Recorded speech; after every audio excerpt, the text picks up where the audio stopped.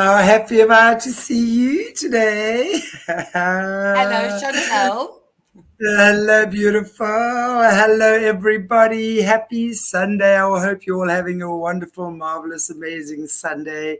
And welcome to Solutions with Aquarius Rising Africa. And of course, I have with me today my delightful Mikey friend, Yanna Smith, all the way from Zambia. Are you Namibia nowadays? Or are you still Namibia? No, we're back to Namibia. We're back to Namibia for now, at least. except when except when Donald Trump comes back into power again, then it's going to That's what, be Namibia. that's why I said only for now. We're back to Namibia. We'll be Namibia maybe soon. I'm not sure. Whatever. They've got to sort out their own nonsense. So good to have you. Yay, guys. And Thank if you you. haven't watched my previous interview with Yana, please do. She's one of the most fascinating human beings I've had the pleasure of calling my friend and my sister and my everything else. Fellow Aquarian, I love her to bits. And also a huge heart for the animals. So, Yana, we spoke the last time more about the formative stuff in your life, but you've also had incredibly interesting experiences working with lions.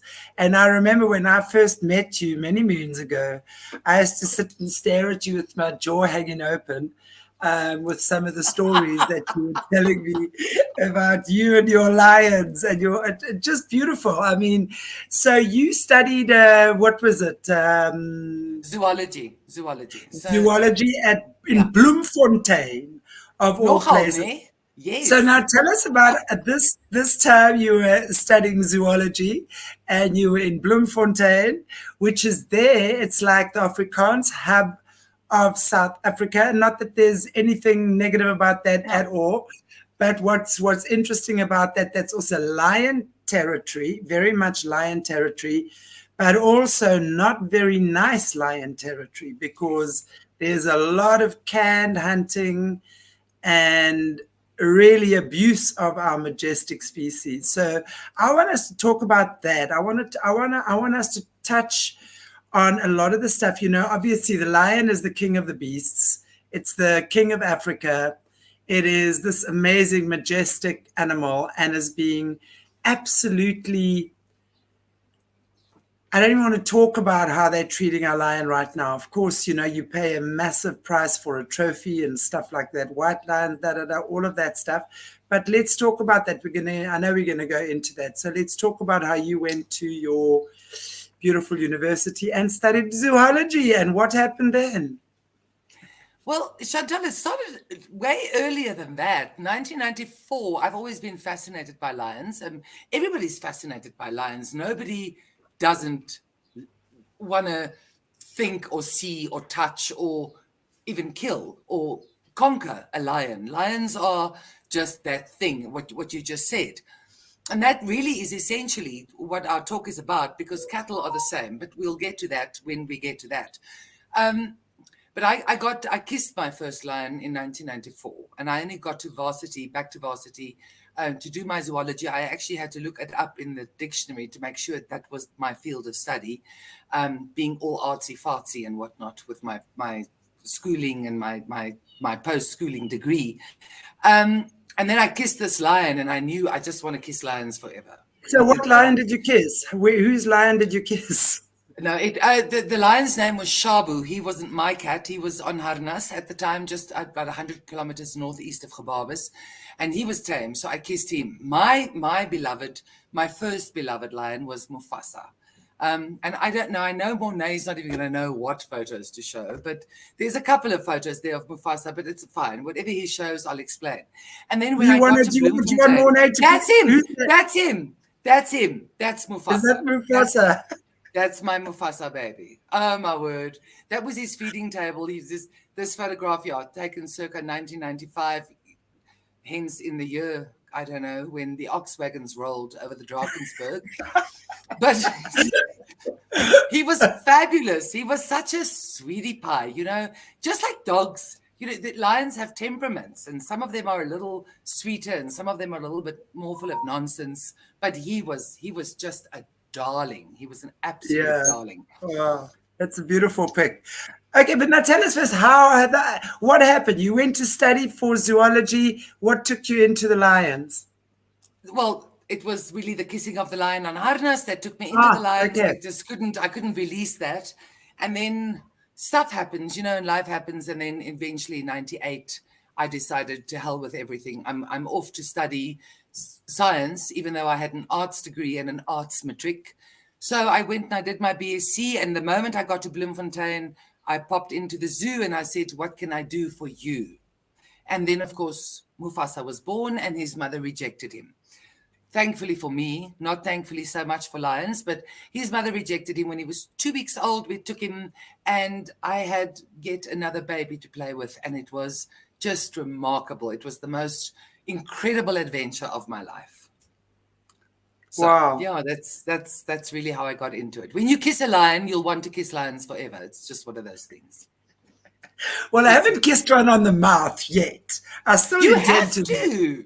Yes, it's the best thing. You got to kiss them and you get that gob and you get all the meaty smell and everything. It's fantastic. I've had men leave me because I kiss the lions and I'm all full of, gob and stuff and cattle and blood and stuff. Yeah. So you had men leave you for the lions. You chose the lions. Yes. And the lions are far more trustworthy. But we'll leave So it. now what were you doing with the lions? I mean, so tell us about your experience with the lions in the zoo. What were you doing? What were you monitoring? What were you looking at? Walk us through that, your whole university experience. So obviously in the beginning, it was really just, what do they call it? Behavioral enrichment. That's what they call it. I actually just went to go play with them. And then when I got to the end of my degree, we decided that the curator of the zoo, Sadel van der Merwe, who's actually quite a legend when it comes to the cats, and he said to me, how do we know lions are healthy? How do we know? How do we know that if we just feed them meat, they're going to be healthy? Maybe they need something else. So I was the first person to publish the digestive tract of a lion and to actually study the digestibility of meat and the hair and the bone and so on. So that was my honors degree. And then also behavioral use for enclosed lions, even if they are in larger enclosures of, say, 1,500 or even 2,000 hectares in the Free State. I studied their usage of the camp, and you find that they actually use very little, about 2%, 3% of the enclosure. So that was my honors degree. And then during my honors, it was, Chantal, the Free State, it's cold. It is cold. And where I was doing my work, I got there one morning and it was -7. I mean, I come from Namibia. I thought it was glass shards next to the road. It was ice. So get there, it's damn cold. And this lion is lying on this layer, possibly a 5-centimeter layer of ice on top of a drain. And he's lying with his loins exposed on his belly. And I went back to my prof and I said, how do lions thermoregulate? And that's how I got into my master's. And I mean, you met the cats in the Kalahari where I did my fieldwork here in Namibia. And so I did my thermoregulation on the lions there in the Kalahari because we needed an extreme environment. I tried to catch them in the Lowveld, but your guys' lions are very different from our lions. Our lions are quite cool. Your guys' lions are really tricky and flip heavy because those things don't even go down on one bottle of Zolitol. I sleep for 40 minutes. Yours are still fighting after a bottle. So, yeah, I didn't get them caught. It was a bit tricky. So we just had the one extreme environment for my master's degree. But, yeah. So what actually some cool stuff. Yeah. Yeah, I was going to say, what did you discover about that? Because obviously, if you're saying as well, you were the first one to actually do the study on the digestive tract of the lion. Okay, what were these discoveries? I'm interested to know about all of that, and as well as the thermoregulating. Yeah, it's interesting, Chantal. They've got, they will burn bone in their tummies black because they've got a pH of 2. But they cannot digest grated cooked beetroot or a cooked mealie. Just a kernel, a mealie kernel. It comes out in the scat. They just don't digest it. And they don't digest the bottom part of the feather if they eat. But they extract everything. They take every last dot of moisture, which is why lions are independent of drinking water. they take out of the meat, but they can digest that excellently. I mean, I saw Mufasa eat a donkey rib cage where he literally left the 3 last biggest, thickest bones. And then his scat was just like this white, crumbly scat. There was almost like none of the protein came out. No, just the bone in this crumbly sort of. And then with the thermoregulation, obviously they're most active under 10 degrees Celsius, which is so weird because they live in these hot environments. And then we found their thermoneutral zone to be 24 degrees Celsius. So that was when they were at their absolute most comfortable. And what was interesting, and I only discovered that far later, when I went through the graphs, lions will move into the shade when the relative humidity drops and the temperature increases. At that intersect, irrespective of the season, my lions moved into the shade. They stopped sunbaking and they moved into the shade. So yeah, they've got some cool stuff. And they get really hot when they've eaten a lot. They get really hot when they've eaten a lot. What is the difference between, I mean, obviously there's a difference because, we obviously, and I've also, worked with the big cats in enclosures and stuff, but never in the wild. What is the difference between dealing with cats in the wild? Because even though Africa is huge and big, we know there are very, very, I don't think any lions that are actually in the wild anymore because they've all been on game farms or lodges or something of the sort, right? But a free-range lion, call it that now, versus an enclosed lion. Chantal, there's no difference. There's no difference. They each have their own temperament. So some of them will be a little more aggressive. Some of them will be a little more passive. Some will be more curious. Some are more playful. And some remember traumas. I had JR he woke up in the back, the vet fell asleep and he woke up in the back of the bucky and he couldn't handle white buckies. He gave me all my days. And he's not tame. He's habituated, but he's not tame. You can't touch him. You can't. But his sister, who had this, well, she didn't have the same experience, but was there when everything was going down. She was completely cool. So you find even on Harnas there where I said I kissed Shabu, and that was Mufasa's picture. Shabu was impatient and a little more aggressive and a little more, what you want? Whereas Mufasa was like, hey, Hassan, let's play. So they are, and if they are wild, they would be, or at least free range, and even though they are habituated, they would be the same. Some would be a bit more aggressive towards vehicles, skittish. It's just like people. It's like dogs. Yeah. It's the same thing. There's no real difference. It's fascinating what you say because you know that over here I've worked with the big cats in enclosure, but as an animal communicator, okay.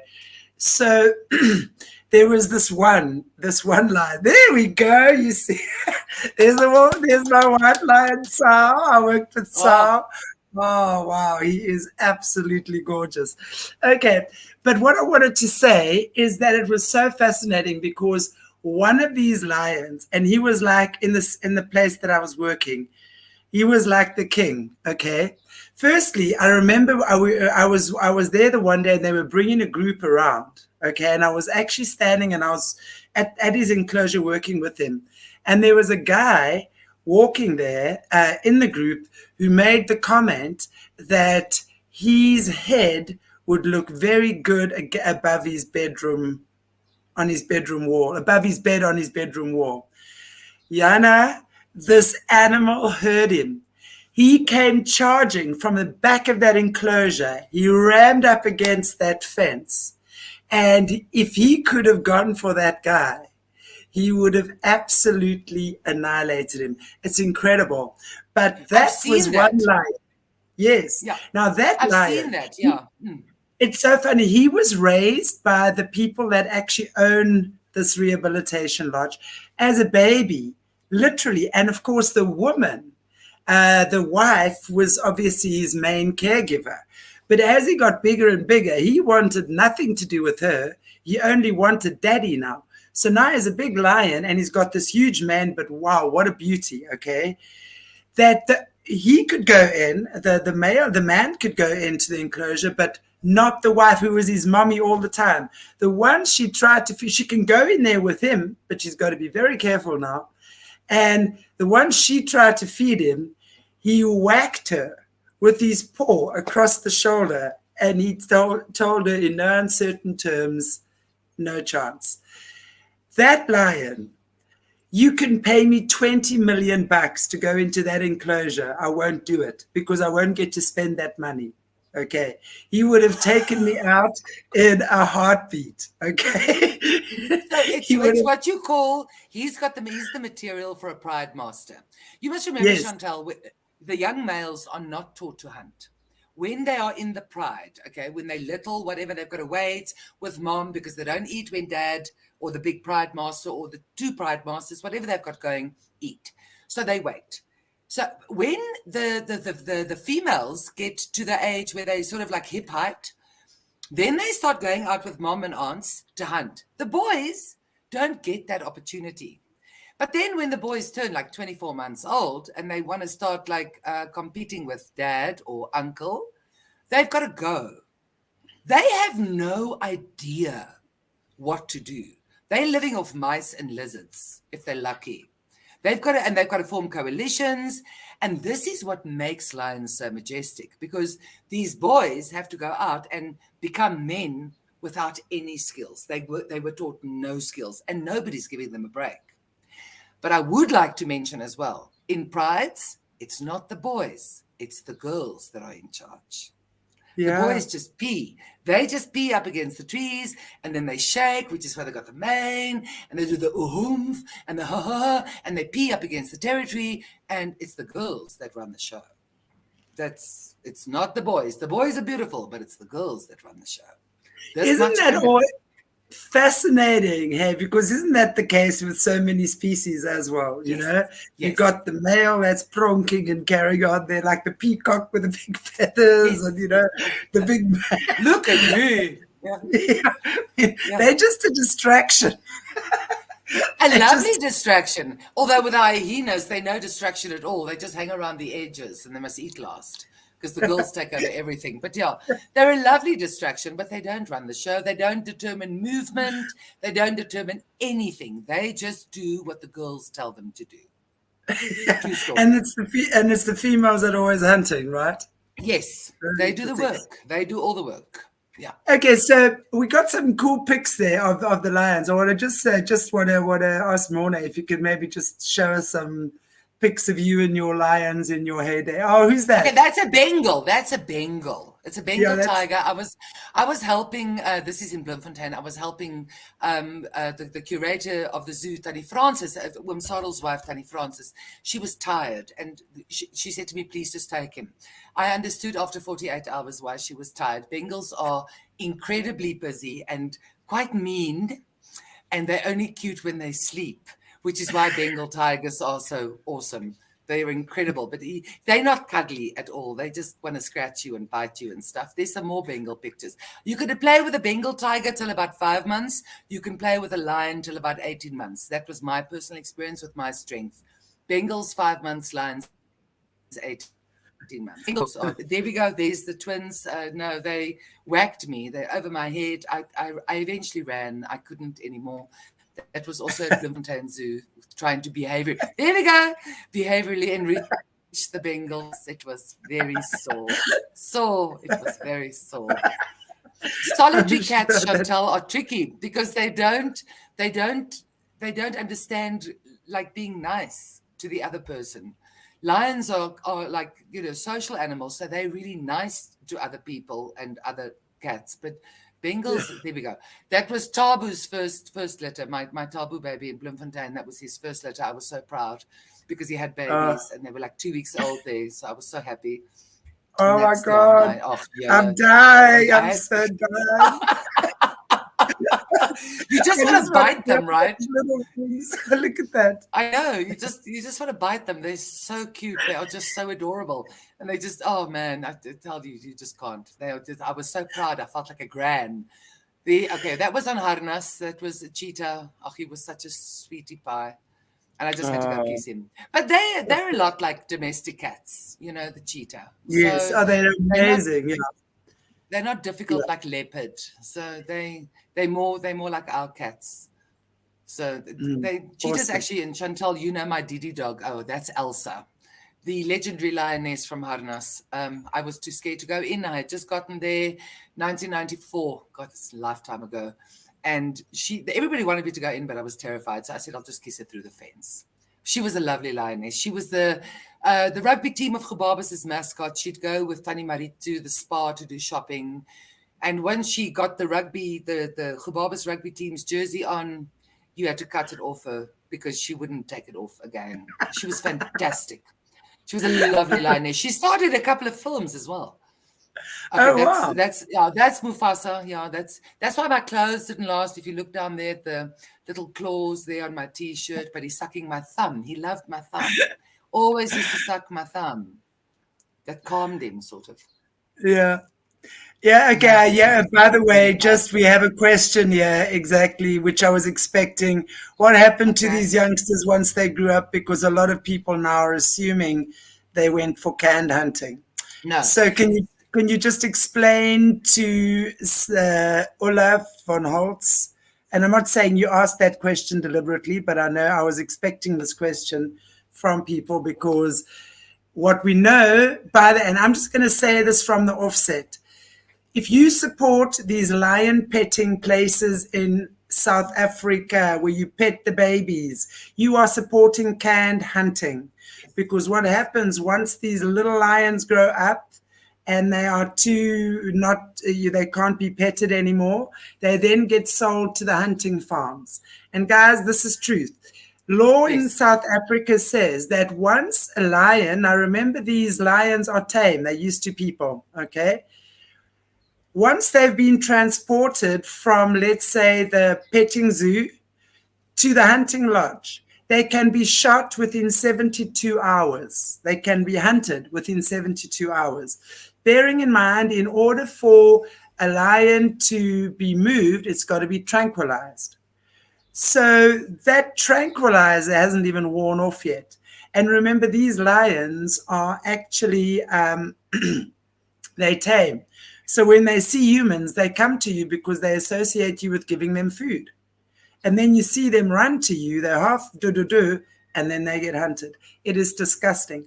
Anyone, you cannot, and I know as far as I know, these petting zoos were going to be closed down in South Africa. I must actually check up on that to see if that's happening.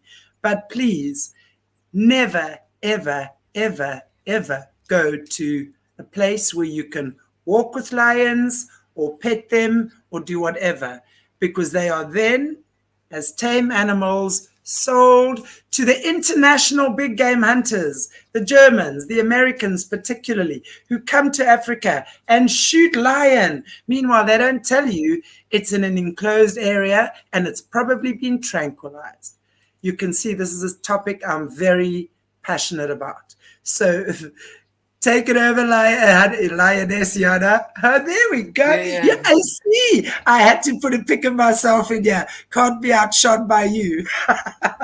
That is a little guy, Vino.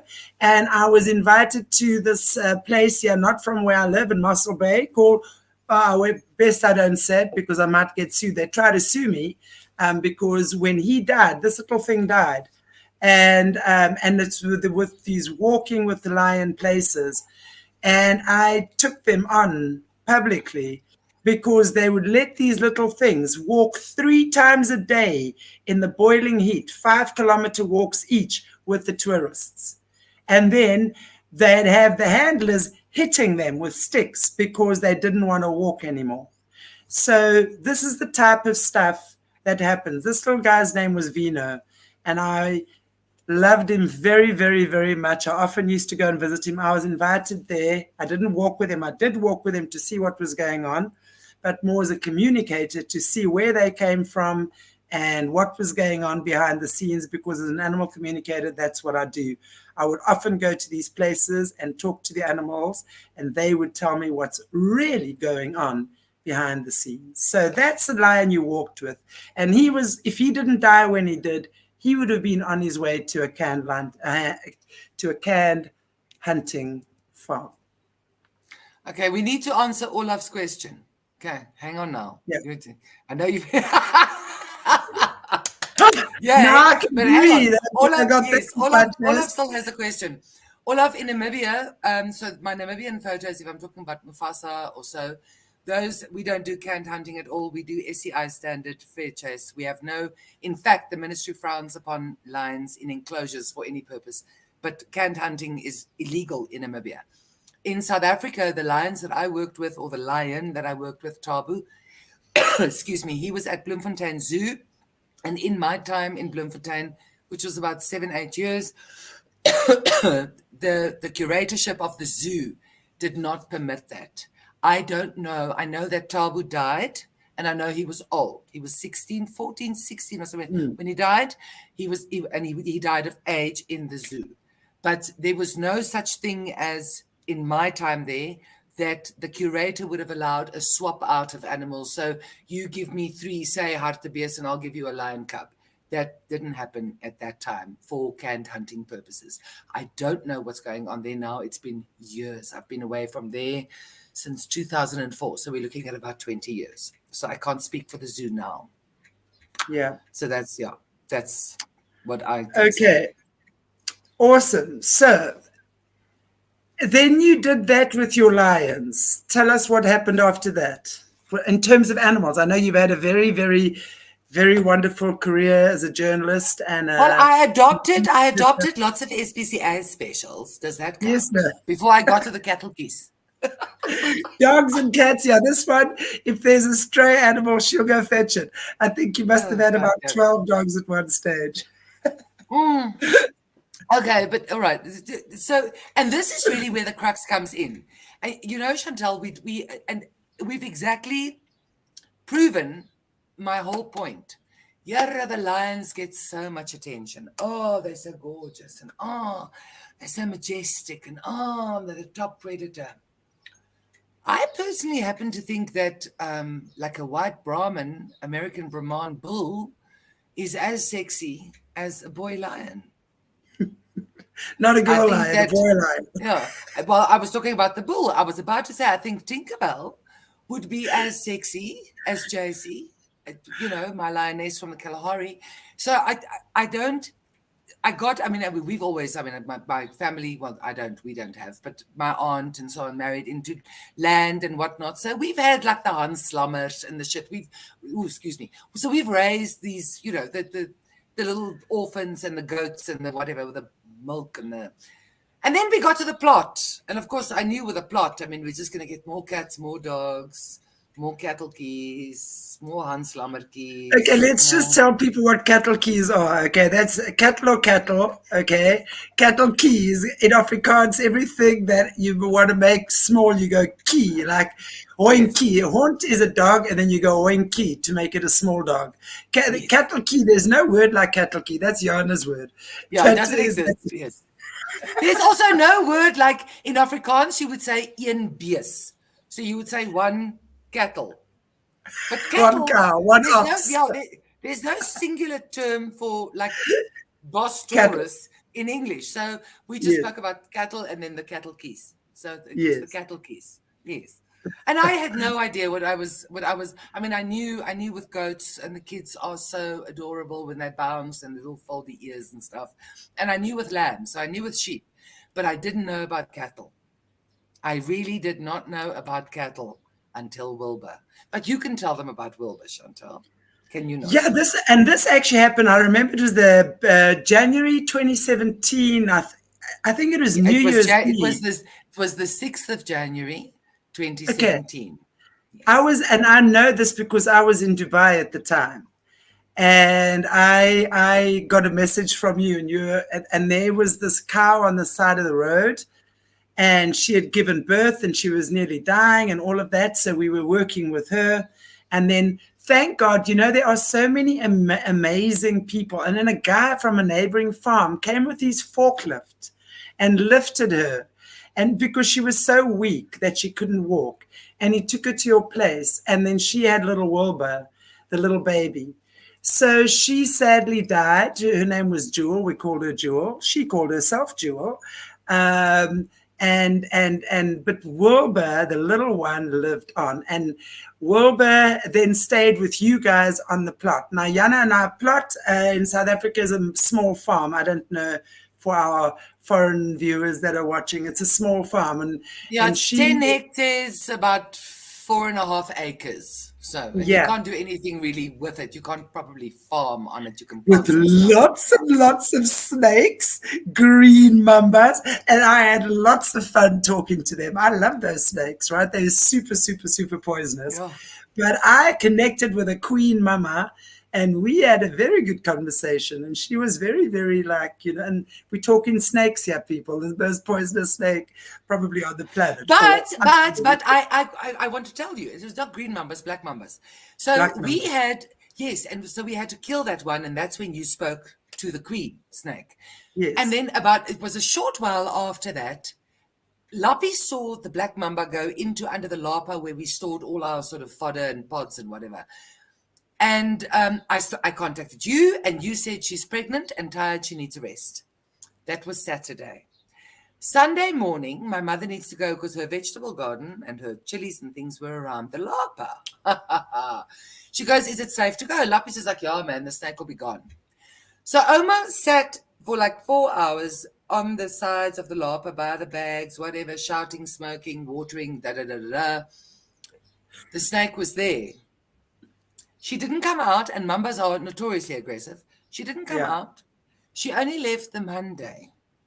I think my mother scared herself into a brand new religion when she realized the snake was there. I said to her, but again, it's proof that Chantal spoke to the animals and everything's fine. She knows she's fine. She must just rest. She's fine. She just wanted some coolness.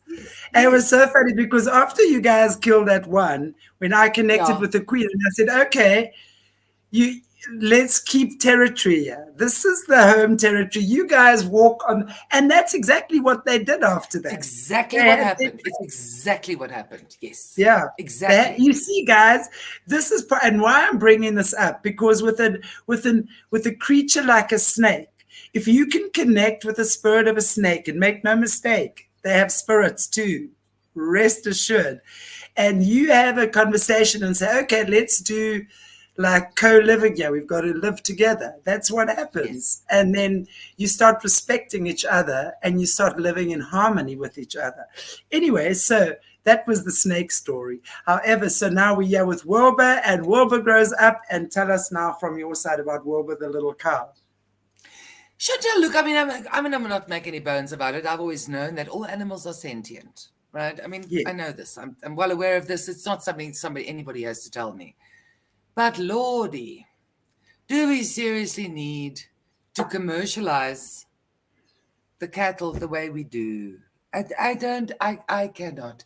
Wilbur was no different than Tabu or Mufasa or the Bengals or the cheetah or the puppy, Didi, Pirate. He was happy. He would hear me in the mornings. And he would, because my bedroom was closest to the kraal. And when I flushed the loo at 5 a.m., he'd start calling. Because it's Morning, pictures of Wilbur. Wilbur's the flecky one. It's the little nguni. Anyway, because there's Tinkerbell and Dolly. And I mean, you know how hard we worked. Because Tinkerbell and Dolly came from a herd that were also terribly abused and just chased, and the farmers prod and they hit. Explain who Tinkerbell and Dolly are, please, because Tinkerbell was a white Nguni cow. Dolly was a cow. Brahmin. Sorry, Brahmin. Tinkerbell was a white Brahmin, and Dolly was another. She was a cattle key. Yeah, she was little just a cattle key. Yeah. And they were living on the plot with you, and they were completely your cows. They were like completely tame. All of these we things. tamed them because they were completely fearful of people, and they were bought in a period of severe drought, so they were really underfed, undernourished, and they were supposed to be for a feedlot, so that we could fatten them up and sell them. But then Tinkerbell was just Tinkerbell, and Dolly had Henry in her belly, because the moment she got food, her udder just started swelling. Move out. Wilbur came off the street. What a rescue. It's like an SPC. Oh, there we go. There's Henry and Dolly. Dolly's behind. She's Henry's mom. Dolly is the one Oh, behind. She's the God. mom. And we're going to tell you about Henry now. Okay, Henry was the little boy that Yanna and I, we were his mothers. Okay, there he is. I love that little thing. He kissed me that day, but I'll tell you about that story later. I couldn't believe it. It was the first time he put his head through, and he was wild. He wasn't wilder. No, He wasn't tame like them. No, not at all. It took me months with the pods to get him just to take the pod out of my mouth. There you are with him in Pirate. Yola Tani, there's me and Henry. That was after we left the plot, and he was still staying with Renier and them, and we went to go see him there. Were you there, Chantal, that day? Which day? You were there. Ah, Tinkerbell. Tinkerbell, Tinkerbell, Tinkerbell. She was skin and bone when she got to the plot, and she was fearful of people. Ah, Tinkerbell. What a beautiful, beautiful animal. Oh, she was amazing. Yeah. Amazing. Very, very, very, very, very amazing. So gentle. I have to tell you guys the story, okay? And this again is, so I go to Namibia, and whenever I go there, I go and spend a few days with Yanna on the farm. And so Tinkerbell and Dolly are there, and I'm chatting, and the sheep and all sorts of, there's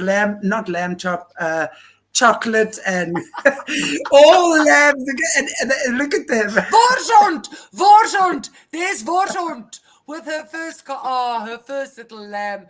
Yeah, there's Vorshond. Vorshond is Afrikaans for sausage dog, guys, in case you don't know, sausage dog. She had very short legs, so she was Vorshond. Anyway, so I'm now sitting, and I'm at the as always, I will be where the animals are, and especially the livestock. I just love livestock. I grew up with it. And then I was talking to the cows, and the next minute, D'Artagnan, Yanna's son, is with me. Okay, at the time I think he was about 8 or 9, right? Yeah, he was about 8 or 9. So I'm talking to Tinkerbell and Dolly, and there's Henry, who's Dolly is the brown one that you saw, standing behind them, right? So I looked at him and I said to D'Artagnan, I said, what's his name? D'Artagnan says he doesn't have a name. So I said, how come? He says, no, he's going to the slaughterhouse. So I look at Henry and I go, what's your name? And he says, Henry. I said, don't worry, my boy, you're not going to the slaughterhouse. So he walks closer.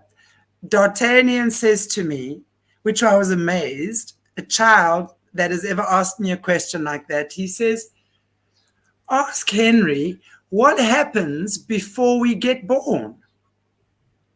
What happens in heaven before we get born? I looked at D'Artagnan and I said, my gosh, that's a question no child has ever asked me to ask before. That's a first. So I said to her, so I connect with Henry and I say, show me what happened before you were in your body.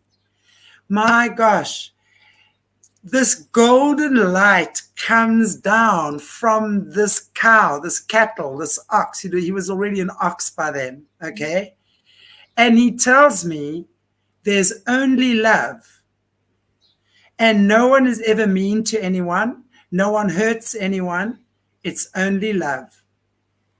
Yanna, I sat down and I bent. And at that stage he came and Henry kissed me through the fence. And he was a wild cow still at that stage. Mm. This is what happens when you connect with the spirit of an animal. And I was like, wow. Guys, that night, Yanna, her mom, myself, whoever was sitting in the front porch, and in front of us is the paddock. These cows were dancing around. No, it was actually before that. And I said to Yanna, that cow's not going to the slaughterhouse. So we kind of said, okay, it's not. I said, we're buying him. We're buying him from the owner. There wasn't even a question around that. Those cows were jumping around in that paddock that night. Yeah. Henry, Dolly, and Tinkerbell. They were jumping around. They were bouncing around like little babies. It was insane. And then the next day, Yana and I then spoke to the dude who owned Henry. So we said, okay, no, we're buying him from you. He gave us a 2,000 Rand discount. So Yana and I bought Henry, okay? And we saved, and he was quite expensive, but we were offered good money for him in a couple of years after that. We were offered three times Yes. what we bought for him. Yeah. Because he For was such a slaughter. beautiful. Yes, for slaughter. I said, you got to be kidding. Bring that person here who wants to slaughter my cow. I will show him what slaughter is. He wants a rump steak. I'll show him where his own ass rump steak sits. He can cut it off himself. Anyway, and that was just one of the most beautiful things I've ever done. Because that cow Henry gave us so many blessings over the next couple of years. I mean, he loves sweet pods, so I was paying maintenance for him. I was paying maintenance for Henry so I could get his sweet pods. Yana would go get the sweet pods and take them to Henry, and I'd get the pictures. And his mother's also responsible for my PhD. So yes, that's true. I'll never That's forget, yes, I was chatting away on the stoop saying, okay, well, I'm going to do this. Do you think? And you just turned around and you said, and she was standing right there at the back by the old prosopis tree right at the end. And you said, Dolly just said, please, yes, do that. Yes, we were talking about you doing your PhD, and you were giving me so much resistance as you usually do. So it takes about 17 layers of hammering through your head. And then when we were talking about that, yes, there is Dolly saying agree. I said, okay, well, Dolly says you have to do it too. So then you agreed. Suddenly when the cow tells you you've got to do your PhD, then you agree. Listen, I take my advice from cows. Okay, thank you. Well, hello. You should be taking it from me in that case. I walked into that one. Right. I walked into that one. Oh my word. Okay. Lord. Anyway, so this is our experience, some of our experience with cattle. And since then, I mean, you bought me the book called The Life of Cows, and I read it. Wow. Tell us about that book. Just give us a rundown. The Secret Life of Cows. She discovered, you caught me unawares now. She discovered, I read that thing like 5 years ago. She discovered what we discovered, Chantal, that there is your Dachshund, your lion, your half-breed, misbreed cattle key. I can say cattle key now because everybody on the group knows what cattle key is. Your cattle key, your little goat, whether it is a little Cameroonian mountain goat, little mini thing, or whether it's a proper boerbok, whatever it is, they're all the same. They're all the same. Absolutely. They want to love. They want to be loved. They want the right to eat, and they can find it themselves if you don't enclose them. And they want the right to safety. That's it. They all what we want. Exactly. It's all the same. And it's like, it's so important to understand that an animal's life is as important to it as your life is to you. Let's never forget that. When the bug is floating around in the dog's water bowl and it's swimming, pick it up and put it outside. And take it out. When you see the tired honeybee, do a little bit of water and sugar, help the honeybee. You would help a person, or you would maybe not help a wild lion if it's just get a vet in or somebody. I don't know. Yeah. To dart it. But most likely, the lion probably wouldn't do anything to you if it's injured badly enough. You know what I'm saying? I've seen that, and cattle are just commercial. They just, it's steak. You know what? But that's what I'm saying, Yanna, because at the end of the day, we as human beings need to be resensitized to the sentient beings that we are eating, as opposed to desensitized. Because when you look at a tame cow like Wilbur and Henry, they behave in exactly the same way as a dog does. Yeah. So, and when you have a little gemsbok or a little lamb or anything, as farmers' daughters, we all had that growing up. Yeah. These things they become pets of yours. They have names, they respond to their names, they respond to love, they respond to you. Now, my thing here is that At what point do we as humans realize, A, that just because it's a cow or a pig or a goat or a something, it doesn't make it any different from a cat or a dog in your home? And I a have chicken a is no difference to a parrot, but also, what you're saying is that when it comes to the hunting industry, for example, hunters will go, oh no, I'm going to shoot a kudu, or I'm going to shoot a springbuck, or I'm going to shoot a gemsbok. But no, no, no, I won't shoot the big cats. No, no, no, that is, what is the difference? there Whether you is no shoot a difference. big cat, whether you shoot a small cat, whether you shoot a gemsbok, or whether you shoot your dog. There's my sister, right? So she shows me, with her hands, you know how Karen is with her, my snakeskin boots. And I said to her, are these genuine bona fide snakeskin boots? She goes, yeah. I said, well, where's your fur? Oh, no, I don't do fur. So what is snakeskin if not fur? It's Yeah, the same thing. And exactly. I also have a friend, he will shoot, he will go up into the mountains, he's a PH, he'll shoot the kudus, he'll shoot the zebras, he'll carry them on his shoulders. Oh, but dear Lord, no, never leopard because they're holy. Dude, Yeah, it makes no sense. And I just for the record need to say this, I still eat meat. I eat meat. I am not a vegetarian and neither am I a vegan. And that is my antithesis in my life that I need to deal with. Although I would say, and as I have said to several vegans and vegetarians, if we lived where the First Nations lived, whether they be the First Nations of the US, Australia, Africa, Europe, if we killed animals that way, would you eat meat? 99% say yes. So the problem is not with the consumption of meat. The problem is factory farming, mass yes, production, loading cattle totally. on a truck. Yes. And Mm-hmm. I've been to the abattoir. I would like to say that too. I have gone from our export cuts that we export to Europe all the way through to the pen where they are kept, the live cattle. So I take full responsibility for my meat eating. No, But I think, and you know what, I do I know, really yeah. think, I just want to say that, I think at the end of the day, it's a personal choice. But I think the way that we do it is so Yes. wrong. Yes, This yes, whole yes, factory farming, if you want to, I don't have judgment around that. I have judgment around how it's done, I have to say. yes, So as you say, you can be a farmer and you can yourself go and slaughter your animal with love and appreciation and thankfulness, etc. It's not the same. I grew up like that. That's how we ate meat on the farm. My dad did that all himself. Okay. So but now, it took me a while to realize when I was in the adult world that that's not how our meat is treated. That's not what is happening. The yes. suffering of the animals, the way that they injected with stuff.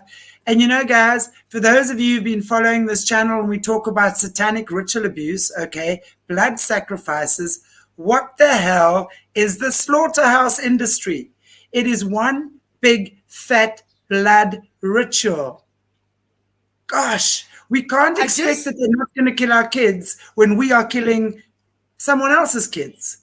and we're just counting them as a number. And I think, Exactly. Chantal, I did that post once on Facebook where you said, thank you for this post. Where I just wish, I don't want to turn anybody into a vegetarian or a vegan. I'm not, I just want you that when you do procure your meat, try and find direct from farm to plate, firstly. Yes. Know Yes. your farmer, and know too that the animal that you are eating has died for no reason except that it has to be on your plate, and honor Yeah. that. That's all. It's not your Absolutely. right. T-bone steak is not your right. Hamburgers are Absolutely. not your right. I It's not your love right. I love the way you've put that there. It And is I not eat your burgers right. and T-bone Yes. steaks, but it's not my right. Yes. It's not my And right to that's what have. I'm saying. But I think, you also different in the way you do it because you do it the way that I would personally, I choose not to eat meat I anymore. try. I try. But personally, I think it's the way I see you do it, that for me is amazing. And the respect you have around that is amazing. And it's so true what you have said there. It is not your right to eat that animal. It is not. We are, if we just, and especially not in the ways that we are eating animals nowadays. Look, Firstly, we if eat you have way gone too much. out, yes, but if you've gone out with your gun and it's been a Yes, fair chase and you've hunted it yes, down and you've used the hide, you've used the hooves, yes. you've used all the organs, etc., etc. Yes, it's your right. It's your right. But if you buy it in a grocery store, it's or even at just a butchery, it's not your right. It's not your It's right. not your right. It's exactly, it's a privilege.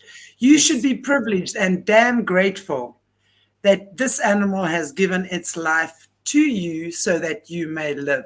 And that is the yes, prayer of gratitude. That's the grace you say before you consume it. That's all I'm saying. yes. We've got to start being a lot more respectful in the way we're doing things.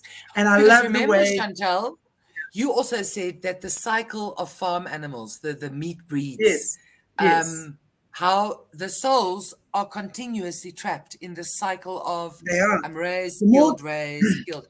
I'm never free, I'm never respected, I'm never anything more than a commodity that weighs so much and is an A, B, or C grade. I mean, exactly. God's sakes, can you imagine you look at your son and say, well, according to his physique, he's possibly a B grade. Yeah, That's offensive. yeah, It's hugely, offensive. hugely, hugely. Hugely. And that's, Yeah. and for me, that's really, we as humans need to understand animals are sentient beings. And when we can understand that that animal's life is as important to it as yours is to you, Yes. and that really sinks in.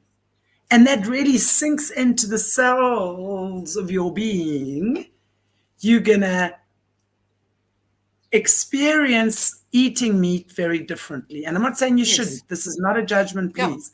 Yeah. But you will do it differently. It's not just pork chops you buy.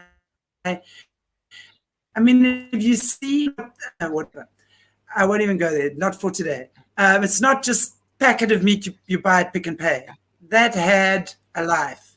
That had a soul. That had a mother. That had a father. That felt. It cried. I mean, you want to see cows cry when they walk to the slaughterhouse, people. Yeah. I've seen. Tears come out of their eyes. They cry. Don't think they don't. We need to know these things about They also animals. know because remember Yes. they are held in a pen, and then there's a what is a manga? It's a drukgang. It's a little passageway, right? So Yes. they can't Passage. jump out. And then I mean they can hear, you can hear, I can hear when I was standing out there. And then a metal, it's like when my father was cremated, the oven. There's one gate that opens like this, and then the cow is supposed to go into that darkness. And then that gate closes, just like the cremation, the oven. And then the other gate opens and she's pushed into it's a little hangy thing. It's like a swing. And then she's air gunned in that. And then it's tipped. And then from there on, the halal and I mean, they got a queue. They queue to die, And which is why and I some of the prefer to buy my meat from my, I buy it from the farmer or I buy it from small scale. You slaughtering your 10 cows on your farm a week. I don't like the transport. I don't look. I don't. I mean, what I said there was quite ridiculous. I don't like the transport. Like I get to choose, but I shouldn't be eating meat at all. But I eat it. But that whole I think humans have been eating meat for a very long time. So to say that we should stop eating meat now, I think is ridiculous because we've actually become addicted to it, and we'll justify eating it in every conceivable way and say that it's our protein this and we need it for that. Rubbish. There are other proteins. yes, However, what I am saying is that it's more about not that we do it, but how we do it. yes, And then the yes, more conscious, the more higher consciousness we reach, the less we will desire it. the less we And choose it. the more we can release the souls of these poor Exactly. animals who are Exactly. trapped in this cycle and cannot get Exactly. out. And because that's what happens spiritually, guys, just with animals as well at the slaughterhouses. When that soul is so traumatized, it does not go back into the light. And if you think souls don't go back into the light, cross the rainbow bridge, like your dog and your cat, rest assured, the same is available to pigs and cows and all sorts of things. So, but they're so traumatized that they don't go back, they get caught up in a cycle. And then that soul immediately incarnates again into the next available body without being purified and gone back to God and understood what it was there to do to begin with, right? They get caught up in these cycles. And we as human beings perpetuate these cycles with animals. And then we cry when the Satanists sacrifice our kids. Come on. It's the same with animals. It's a big, fat blood sacrifice. Think about that. When we start thinking about living in a better world that is of a higher vibration, that all of us can live codependently with each other, including animals, where they don't have to fear for their lives when they see a human because we're going to freaking eat it, let us just be understanding. We don't need to eat everything we see. Just because it's got flesh doesn't mean we've got to go and try on the latest delicacy of some weird meat. And I think probably, Chantal, I think the most important thing that's a takeaway here is that the ant, the snake, the beetle, the honeybee, the ladybug, that's cute, the fly, everybody has equal right. Okay, maybe not flies. Maybe not flies. Listen, if it wasn't for flies, the flies transform shit. Can you imagine if there weren't flies? Yeah, no, flies I know. Everything But has a purpose. dung beetles are also very. What about mosquitoes? Okay, mosquitoes could can go. Mosquitoes, ticks, and fleas could go. They could go. Ignore her, everybody who's listening. Every single living being has a right to be here. Yes, it does. I absolutely agree. Yeah. But now, and I know we're nearly out of time, so to end off, tell us what you are doing, and we're going to talk more with you in future interviews about the direction that your PhD is taking, because I know that you're also completely going into uncharted territory with that as well, which I'm so proud of you about. I just love what you're doing. I'm so excited for what you're doing there. But tell me about, Alice, but tell me about just what your intention is. I mean, now that you've understood in your spirit, there's no difference between a lion and a gemsbok and a springbok or whatever, or a sheep or a cow. Actually, it's the same spirit, same nervous system, different temperament. Yes, different species for sure, but nonetheless the core is the same. So what are you wanting to achieve with what you're doing? Chantal, look, I mean, we will never find peace in an area where you have a farmer with cattle, be it 10, 20 or 50, because these are small scale farmers. Understand these are our conservancies. And they are lion or leopard or cheetah or hyena or whatever. We will obviously have conflict.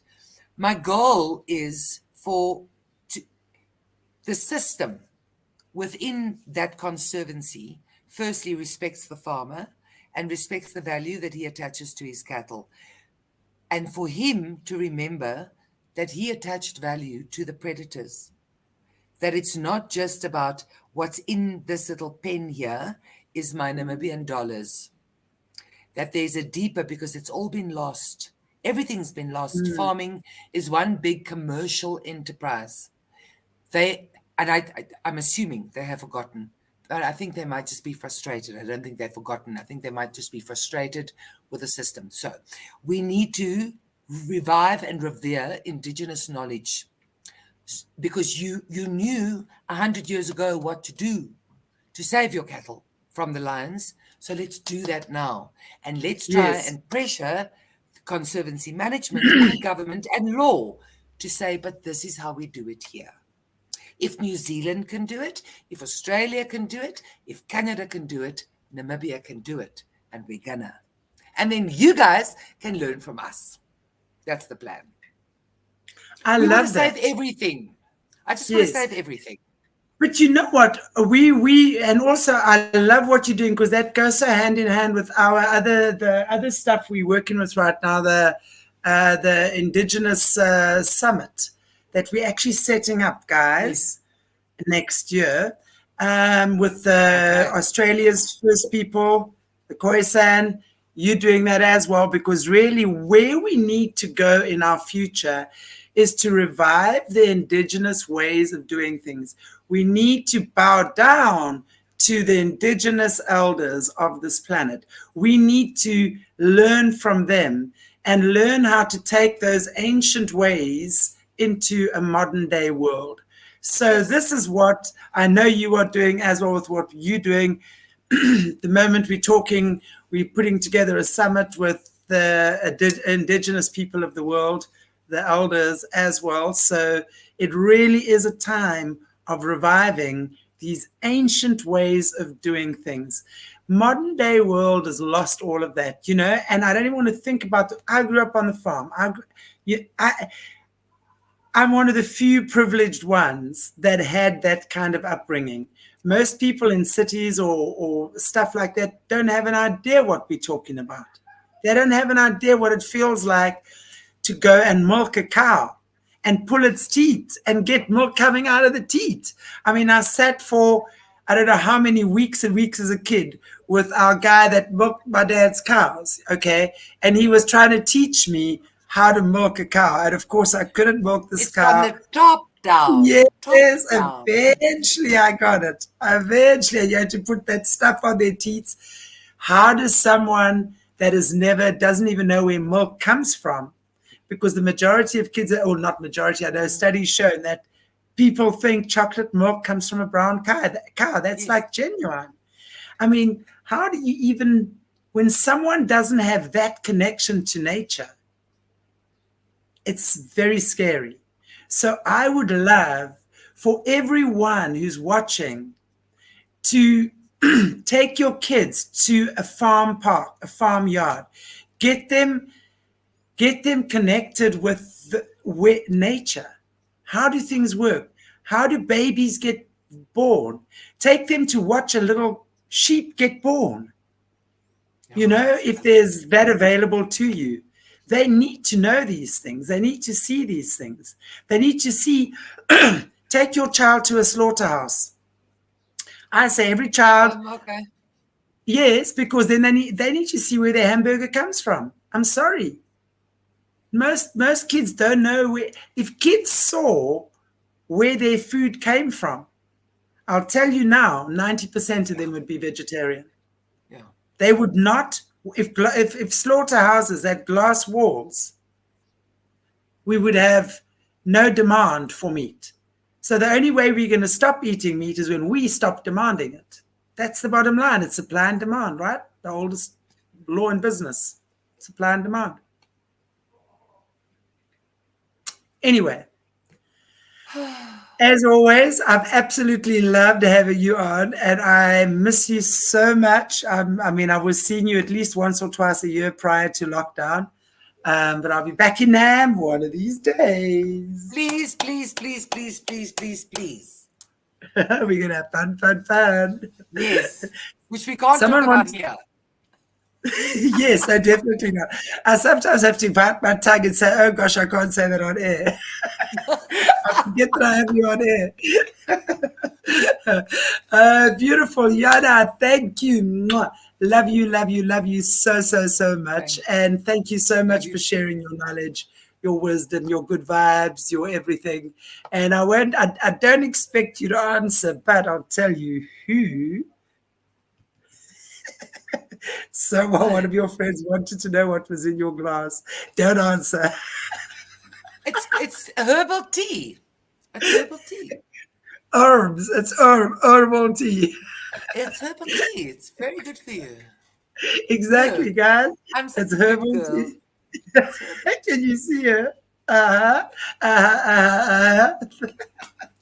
Listen, I've been up since 2:30 this morning, right? This I is the know. last. There we go. So I've got it. I need my I love herbal it. tea. I love it. You've been up for 12 hours, 12 and a half hours. You Yes, do your, but that's Yanna's a nothing. journalist. She's a Yeah, journalist, so she does all nothing. these crazy things.